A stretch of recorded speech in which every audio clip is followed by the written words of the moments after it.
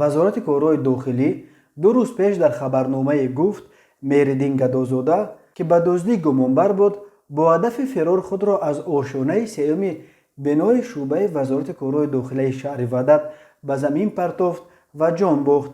аммо пайвандони Меридин ба фарзияи мақомот бовар надоранд ва мегӯянд, рӯзи 2 апрел падараш бо дасти худ Меридинро ба шӯъбаи милиса бурд ва баъди чанд соат хабарашон доданд, ки омада мурдаи ӯро бибаранд.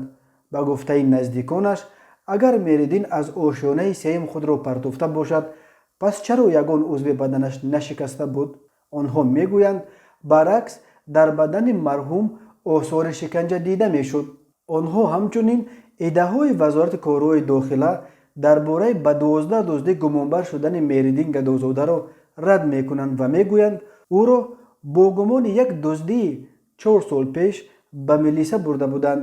вазорати корҳои дохила қаблан дар иттилоияш гуфт, Меридин Гадозода ба 12 мавриди дуздӣ гумонбар мешуд, вале ҳангоми бозпурсӣ бо мақсади ферор аз ҷавобгарӣ худро аз қабати сеюми бинои шӯъбаи вазорати корҳои дохилии шаҳри Ваҳдат ба замин партофт.